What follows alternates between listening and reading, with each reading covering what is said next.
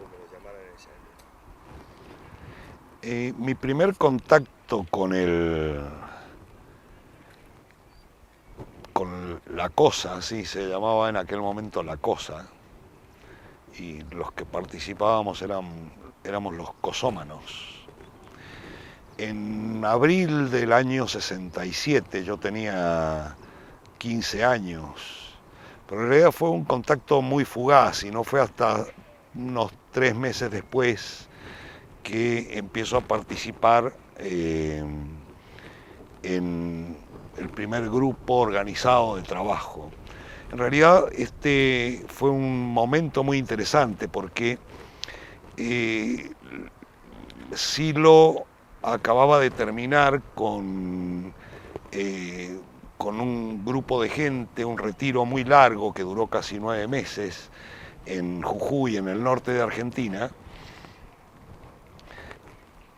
y digamos que la gente había llegado a ese retiro por distintas vías, eh, distintos experimentos, podríamos decirle así, que sí lo había hecho, grupos de estudio, grupos de actividades, trabajos en reuniones de un tipo, de otro, y en ese retiro se configura por primera vez un proceso estructural eh, que tenía un desarrollo claro, pautado, de trabajo personal, combinado con una acción social. Y cuando Silo y la gente que terminó ese retiro regresan, y al final de ese retiro se propone la reestructuración de todo lo que había alrededor de la gente que había participado en este retiro, empezando este proceso ordenado, que era un proceso de reuniones, un retiro corto, de solo 2 meses de duración, un periodo de dispersión donde se hacían crecer las estructuras, otro retiro corto, luego se hacía los preparativos para un retiro largo, este duraba 6 meses, y al terminar ese proceso, el que orientaba ese proceso había terminado su trabajo, su misión, digamos, de reproducción de aquello que le había sido dado. Y los que salían de ese retiro luego tenían que reproducir, de ese retiro largo, tenían que reproducir todo este proceso. O sea que en este momento es la primera vez que se da un proceso realmente estructurado, ordenado, y yo entro justo en el momento de iniciarse ese proceso. Decía que mi primer contacto fue muy fugaz porque el contacto fue muy gracioso. Yo estaba participando, estaba estudiando bachillerato, y un compañero mío de colegio, del instituto, tenía que, lo habían invitado a una de estas reuniones, y éramos muy chicos, teníamos 15 años, entonces a él no lo dejaban ir solo, entonces apañamos algo como de que íbamos a estudiar juntos, y nos fuimos a esta primera reunión, pero justo era la reunión donde se estaban disolviendo las estructuras tal como, o los grupos de trabajo y los grupos de estudio tal como habían sido, como se habían llevado hasta ese momento. Así que yo llego al momento en que está terminando una etapa, y por supuesto no entendí nada, o sea, llego a una reunión donde se está desarmando todo, pero luego, un par de meses después, ya me invitan a participar en uno, o sea, este mismo amigo me invita a participar en uno de los grupos que estaban iniciándose, a partir de uno de estos orientadores, digamos, que salían de este primer retiro muy largo del negro, que fue, decirlo, que fue el que se llamó Base 1, que fue en Jujuy. De estos retiros largos se hicieron en realidad 3 solamente, y luego empezaron a reducirse los tiempos, a sincoparse un poco los procesos. Y en el tercero de esos estuve yo, digamos, ¿no? Que también fue en Jujuy, en lo que hoy va a ser Parque Yala. Esa casa que hay ahí en Yala la construimos nosotros como parte de nuestro trabajo en ese retiro. Sí, ese fue el momento de contacto con el movimiento. ¿Y cómo te conectaste? ¿Por medio de quién? Bueno, como te comentaba, este compañero mío de colegio, éramos muy amigos, pero un día lo veo leyendo un librito que se llamaba Psicología de la posible evolución del hombre, de Ouspensky, y le pregunto con curiosidad y me comenta que ese librito forma parte como del material ideológico de unos trabajos que está haciendo su hermano. Su hermano estuvo en esta base 1 con Silo. Le pido que me preste el libro cuando lo termine. Es un librito muy simpático porque es muy sintético. Plantea la posible evolución de la conciencia humana. Y eso a mí me impactó mucho, un poco también por mi situación personal, de donde venía esta imagen de poder, de que la conciencia humana pudiera dar un salto, pudiera evolucionar, o sea, que éramos prácticamente un embrión de algo que podía ser. Me impactó mucho y le pedí a este amigo que si tenía más material, entonces ahí me comentó de estas reuniones, pero era una cosa así como muy secreta, muy esotérica, no había una difusión, la difusión era muy hecha, muy sotoboche, no era abierta. Ahí más bien en ese proceso que empieza, como comento, en el momento más o menos de yo conectarme, es que empieza a hacerse más abierta los contactos y la difusión del movimiento. Pero siempre era, en esta época era como una cosa muy esotérica, ¿no? O sea, se hablaba por lo bajito, ¿no? Y yo creo que eso además contribuía al clima de misterio y a que uno quisiera con más énfasis participar de ese tema.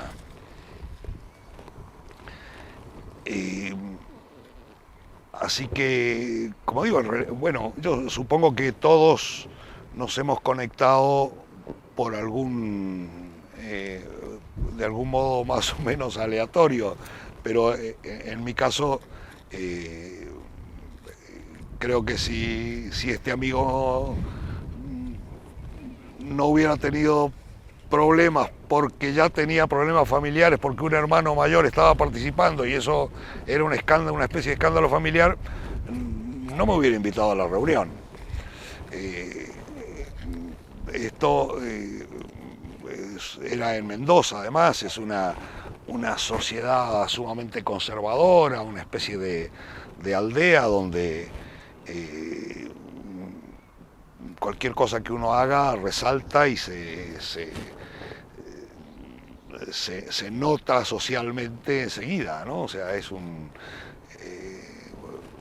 como la sociedad del chisme, ¿no? ¿Y cuándo y cómo conociste a Silo la primera vez? ¿Cómo fue el primer encuentro? La verdad es que no sabría decirlo, porque yo empiezo a participar en este grupo con uno de los orientadores que había estado trabajando con Silo directamente, y claro, ahí en Mendoza, que es, como digo, es una aldea pequeña, nos solíamos juntar todos los mediodías a tomar café, a vernos entre todos, y ahí estaba, entre aquellos con los que tomábamos café, estaba Silo. Pero mi referencia personal era mi orientador y otras, o sea, que lo que quiero decir es que seguramente Silo estaba ahí presente en muchas de estas veces y en algún momento alguien habrá comentado, mira, ese es Silo el que ha orientado todo este proceso hasta aquí. Y en ese momento uno empieza a cobrar conciencia de que habría alguien más experimentado. Eso en cuanto al conocimiento personal, además empieza a juntarse con el tema, insisto, estoy hablando del año 67, por ahí alguna gente del movimiento que estaban haciendo retiros, esos lugares donde estaban haciendo retiros y estas prácticas que eran oscuras y raras, fueron allanados por la policía, gente fue detenida, salían comentarios, se hablaba de Silo, salían las publicaciones, aparecían en la prensa amarilla más impresentables, estas revistas y pasquines, detenidos, y gente de una secta o adoradores del fuego o no sé qué cosas, estas cosas que arman estas revistas, y ahí aparecían comentarios acerca de Silo. De modo que lo que se decía acerca de Silo era altamente discutible, porque por un lado venía por esta referencia, por otro lado nuestra referencia era mucho más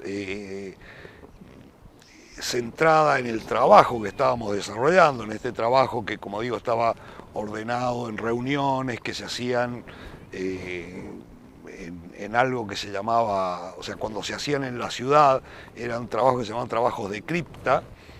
Había estaba basado en un libro, por eso digo que por primera vez está estructurado, había un libro que se llamaba el Libro Rojo, y este Libro Rojo tenía 6 ciclos con 6 reuniones cada uno, y en cada uno de esos ciclos se trabajaba, en cada una de esas reuniones, con temáticas particulares. Cada ciclo era un cambio de temática, un cambio de ámbito, un cambio de perspectiva. Y de esos 6 ciclos, 4 se trabajaban en reuniones semanales en la ciudad, y los últimos 2 se hacían en este retiro que duraba 2 meses y que se hacía siempre en un lugar aislado. Para mí asistir a ese retiro fue todo un tema, o sea, obviamente yo era menor de edad, y todo este sistema todo este proceso de trabajo, que alguien que participaba de un medio social determinado entrara dentro de esa máquina procesadora, digamos, por decirlo de alguna manera, de esa secuencia procesadora de trabajo personal, de trabajo social, etcétera, tenía en aquella época características muy particulares. O sea, a ver, estamos hablando de las primeras etapas del movimiento, había muy poca gente. La intención era formar gente que que fueran los pilares de algo que es lo que hoy vemos. Pero esto sucedía en una aldea de un subpaís.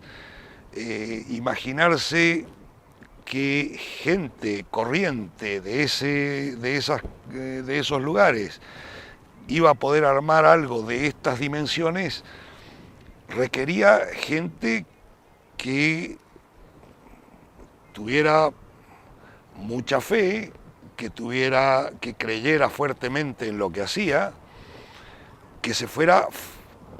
entonces ese proceso era un proceso de fortalecimiento no solo interno, era también un proceso de fortalecimiento en un desarraigo del medio, porque era una etapa de fuerte diferenciación.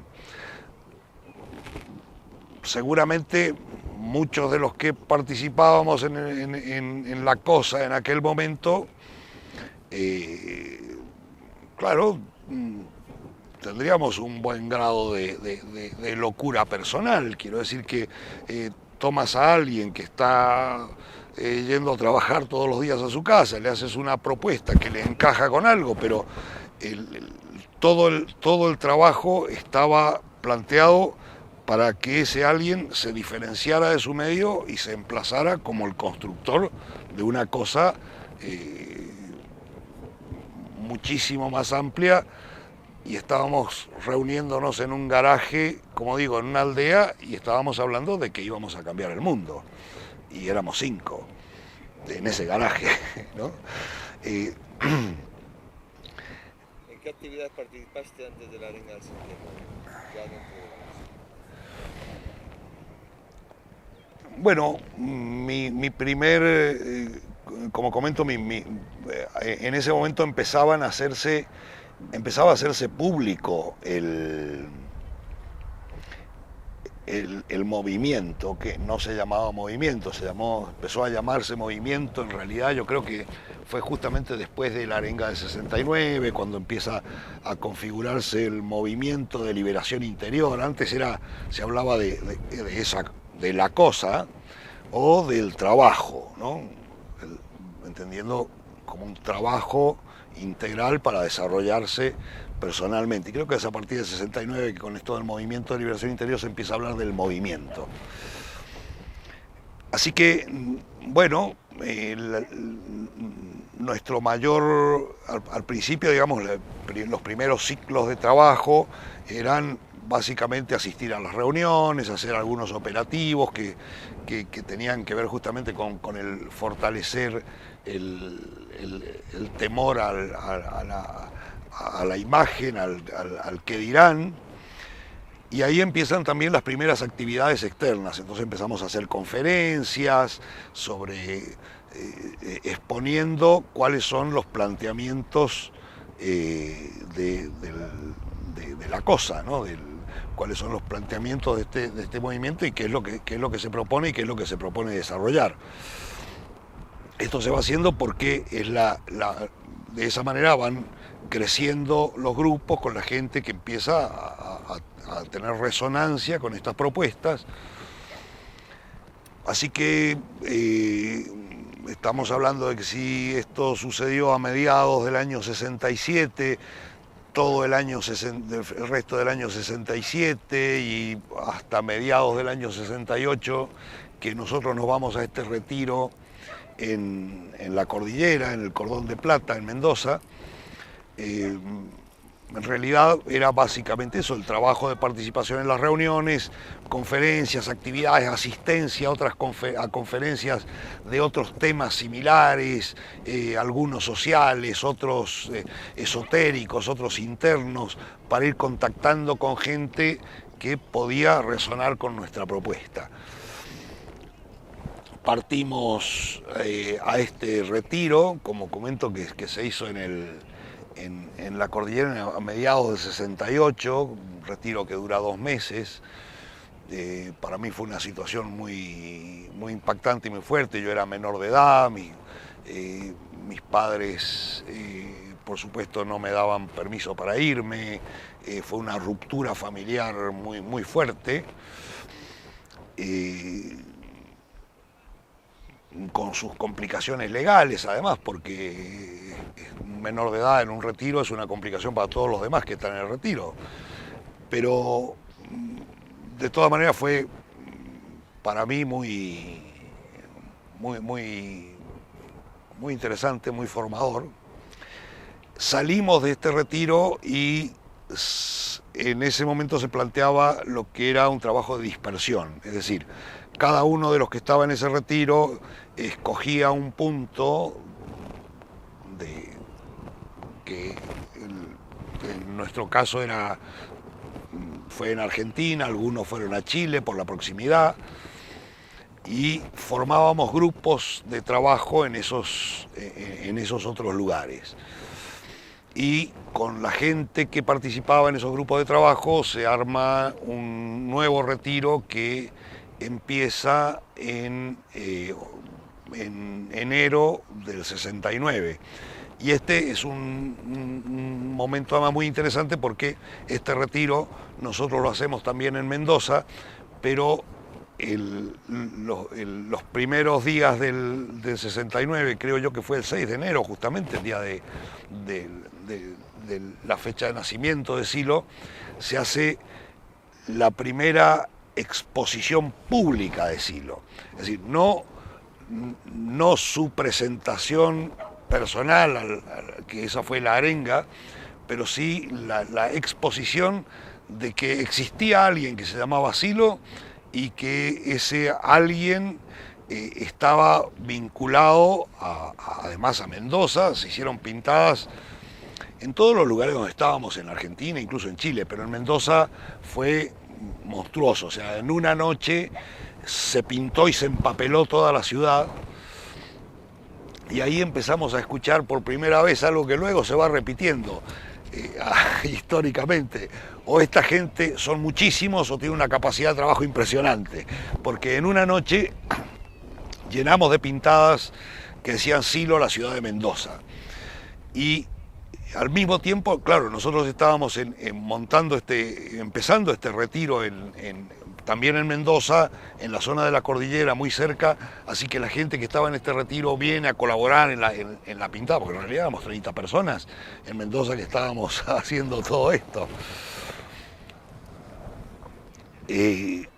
Así que esa fue la primera manifestación pública. Existe alguien que se llama Silo y tiene algo que decir. Luego, simultáneamente con la preparación de la arenga de Punta de Vacas, en el caso nuestro en particular estábamos preparando justamente este retiro largo, de modo que el grupo en el que yo participaba, la orden, porque esto, digamos que se parece un poco, además, la forma de estructuración y que son los consejos que hemos conocido posteriormente, se llamaban órdenes, ¿no?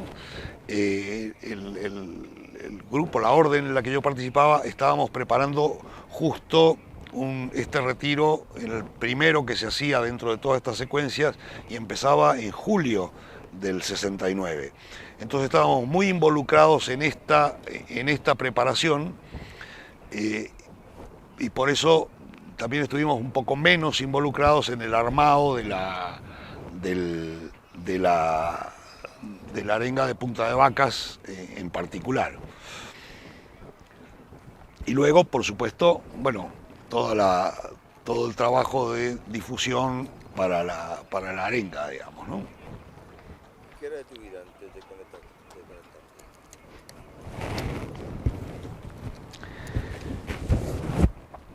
Bueno, a ver, como comentaba, yo tenía 15 años.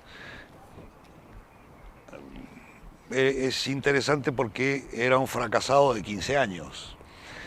O sea, a los 15 años había fracasado.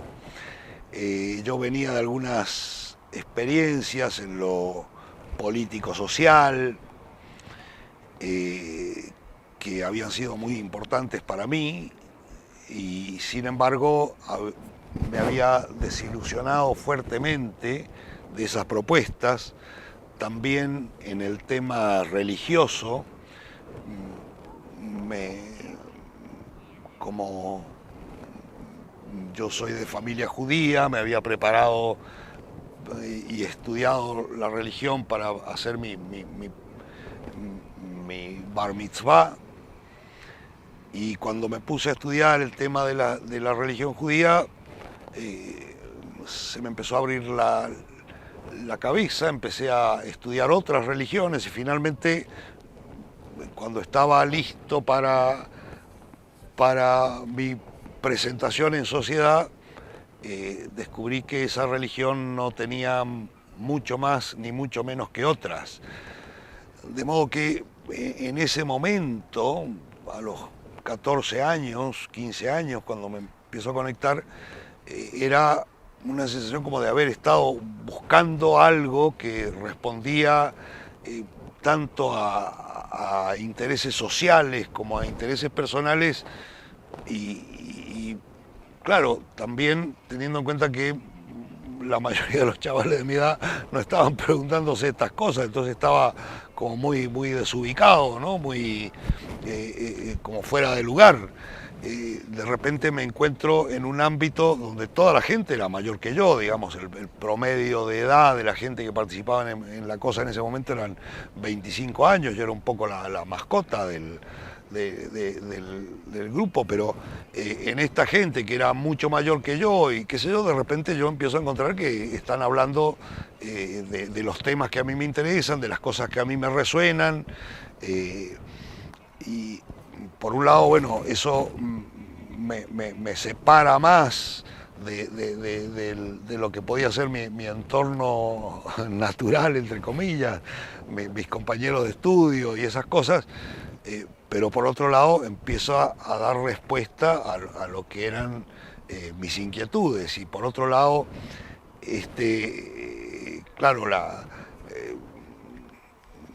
estos grupos de trabajo, esta cosa tan sólida que se iba armando sobre el trabajo personal y sobre la acción social, todo un grupo que empieza, todo un colectivo que empieza como a diferenciarse del medio social, eso da también mucha cohesión. Entonces, estar en el movimiento también daba mucho registro de pertenencia.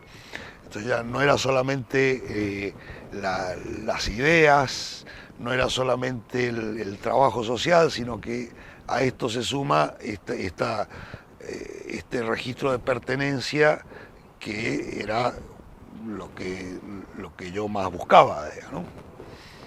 ¿Cómo fueron los preparativos para el 4 de mayo del 79? La logística, la propaganda, la difusión, los traslados operativos, etc.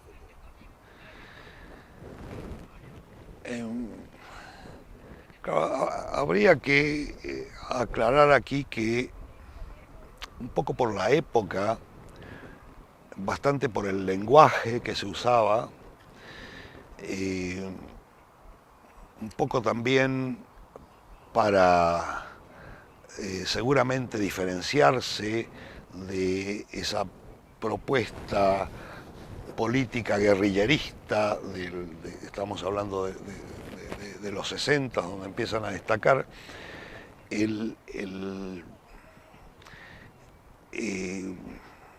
nuestra propuesta estaba muy teñida de lo mágico propio de la época, había un fuerte carácter mesiánico o sea, que nos iba tiñendo a todos, pero sobre todo a aquellos que estábamos esperando que apareciera una revelación que efectivamente fuera una salida a la crisis y al sinsentido social que se experimentaba. Que yo creo que lo experimentábamos en realidad más nosotros que el medio. Porque, claro, hoy uno habla de crisis y todo el mundo sabe de qué habla. Nosotros hablábamos de crisis y no se entendía muy bien de qué. Es decir, estábamos recogiendo a lo mejor un poco a los adelantados que iban sintiéndose fuera de lugar un poco antes de tiempo. Pero todo el enmarque era fuertemente mágico, mesiánico. Y por otra parte, eso también era un gancho importante para llamar a la gente, para invitar a que estuviera presente en esa primera aparición pública. Sobre todo en el momento en el que se hace evidente que no se puede hacer en ningún lugar de la ciudad y que había que hacerlo en la montaña, ¿cómo llevamos 500 personas o 1000 personas a la cordillera? Entonces se empieza a trabajar con esta imagen de la curación del sufrimiento, donde está un poco desdibujado si se está hablando del sufrimiento interno o del sufrimiento por las enfermedades. Y yo creo que mucha gente, o sea que alguna gente que fue y se movilizó hasta Punta de Vacas por la Arenga, iba, de hecho fue de Chile una ambulancia con un enfermo y otro, o sea, gente que creía que ahí se iba a producir milagros y se iba a curar gente y se iban a... eh, entonces, en la medida en que eso empieza a despertar interés y se ve que la gente, que va a ir mucha gente, se empiezan a alquilar autobuses, durante las 3 semanas previas a la arenga íbamos barrio por barrio con volantitos invitando a la gente a la curación del sufrimiento y refiriéndola para que pudieran conectarse con los autobuses que iban a subir y con la gente, y alguna gente que se organizaba, tratábamos de que se organizaran en sus propios vehículos para subir. Era un poco complicado, y eso, digamos, yo creo que esa convocatoria es lo que finalmente va rebotando, trasciende, así es que llega un periodistas de Buenos Aires, incluso un periodista de la CBS, estas cosas que van rebotando en los canales de información, y de repente teníamos más de 500.000 de personas allá, una buena cantidad de prensa y 500 oyentes para la curación, escuchar cómo se podía curar el sufrimiento. Propaganda, difusión, traslados operativos, ¿alguna cosa más? Eso, sé que había, o sea, a ver, fue un operativo coordinado y muy bien coordinado. Yo no estaba, insisto, en el equipo que estaban coordinando el tema de los alquileres, de los autobuses, de estas cosas, pero todo esto se planificó como un mecanismo de relojería, ¿no? O sea, incluso ante la eventualidad de que no dejaran pasar a los autobuses, ver cómo movilizarse para hacer la arenga en otra parte, en el camino, si es que llegaba a producirse ese evento. O sea, estaba muy, muy organizado. Por otra parte, era para quedar absolutamente exhausto, insisto, éramos muy poca gente, iba llegando gente de los grupos de trabajo y estructuras que habían en Buenos Aires, en Córdoba, y cada uno de ellos colaboraban, pero además cada uno de ellos tenían que ir organizando y manteniendo a la gente que venía con ellos, de modo que en realidad la cosa en Mendoza nos iba quedando a nosotros, que estábamos trabajando 24 horas al día para poder tener las cosas bien armadas el día de la arenga, ¿no? ¿Qué expectativas tenías? ¿Con qué esperabas encontrarte ese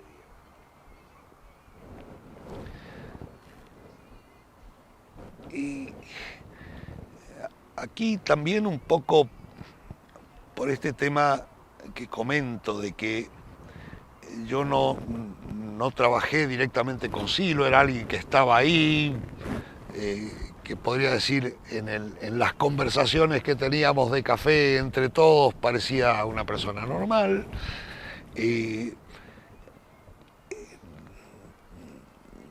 Hasta que se empieza, hasta enero de ese año no tenía grandes expectativas en el tema. En enero se empieza a cargar esta cosa, y yo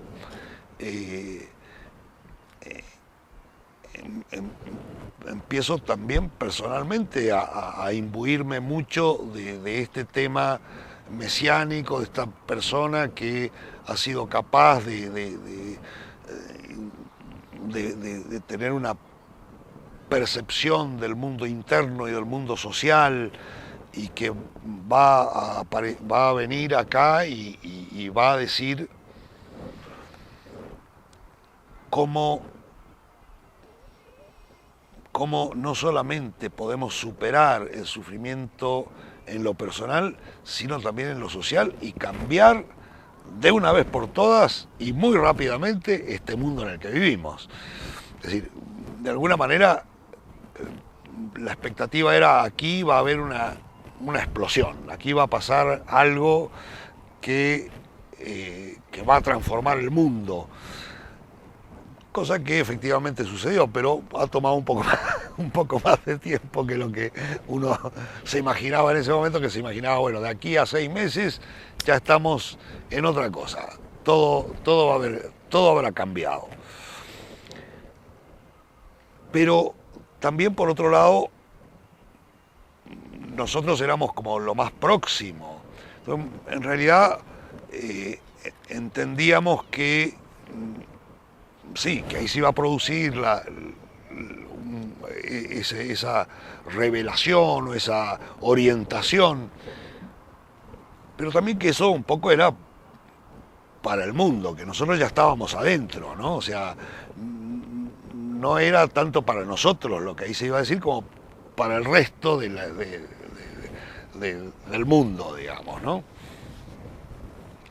Cosa que además en la misma arenga empieza a reforzarse cuando se habla de cuando tú cercas a alguien entre sus seres queridos. Nosotros éramos los que habíamos sido cercados, echados de nuestras familias, discriminados, perseguidos, o sea que se le estaba hablando a los demás de lo que nos hacían a nosotros. Entonces un poco esa percepción de que se estaba hablando al mundo y no necesariamente a nosotros, se ve reafirmada. Yo creo que en mi caso personal es un poco después que empieza a caer la ficha de, mira, pero esto, o sea, a ver, que esto me lo está diciendo a mí y no al resto, que no estoy acá como testigo, sino como oyente, ¿no?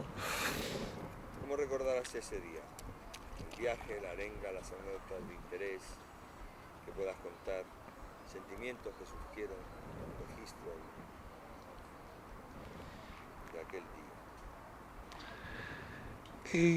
A ver, yo creo que en realidad estábamos tan metidos e imbuidos en el tema organizativo que seguramente muchas cosas que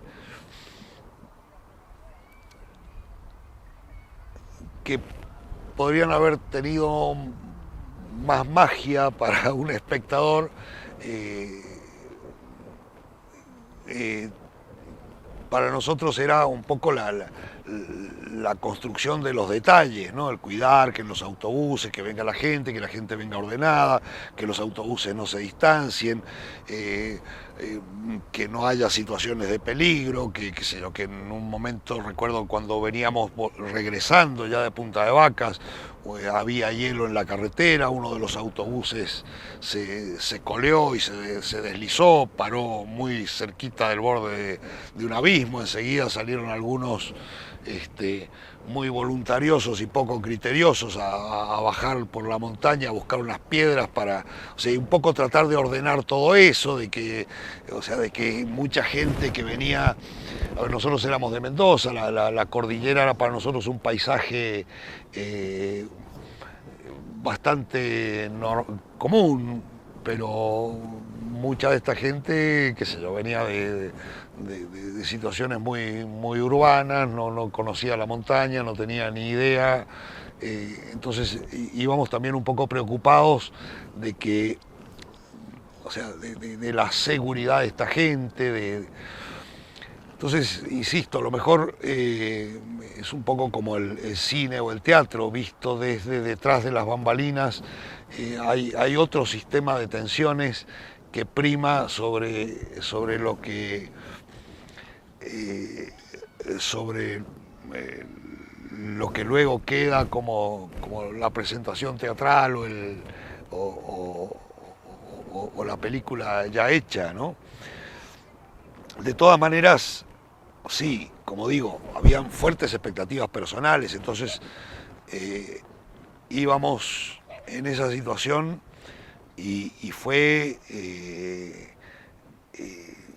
o sea, verlo bajar a Silo de la montaña en ese paraje, bueno, ese paraje tiene tiene una enorme magia, independientemente, había un sol radiante en plena cordillera, nieves en lugares cercanos, ver 500 personas o más ahí era una cosa que, digamos, yo hoy lo recuerdo y todavía me pone la piel de gallina ese registro de ese colectivo. Ahí uno se pregunta, pero ¿cómo llegó toda esta gente acá? ¿Qué hacemos acá? Y luego baja Silo y con esa voz, con esa fuerza y esa firmeza, pero también esa bondad.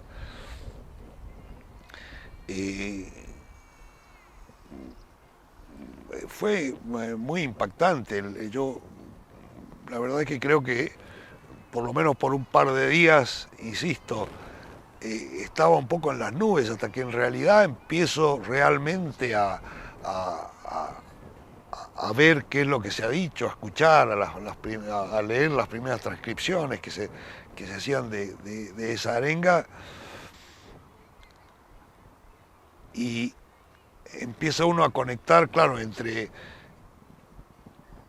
No se ha producido acá aparentemente la gran revelación que va a cambiar todo el mundo de acuerdo a las expectativas de uno, y sin embargo esto tiene una profundidad, tiene un peso, tiene una fuerza de gravedad muy potente, que además nos reafirma en ese proceso que llevábamos, y que, como digo, 2 meses después estábamos en un retiro donde además casualmente en los primeros días se produce va a Silo también allá, y es en ese lugar donde se da la primera arenga prohibida.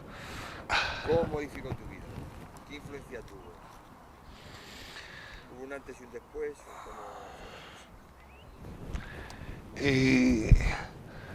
Yo honestamente no sabría decir si fue en particular la arenga.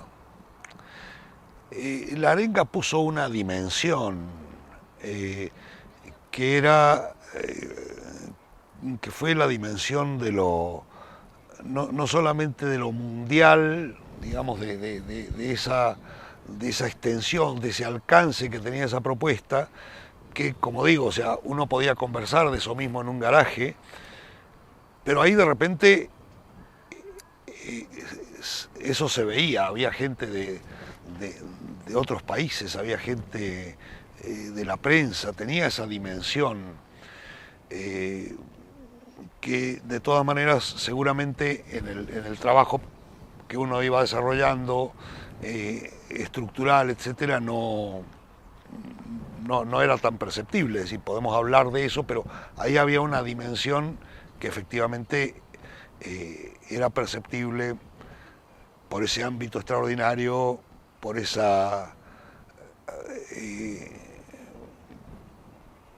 por la dimensión de esa arenga,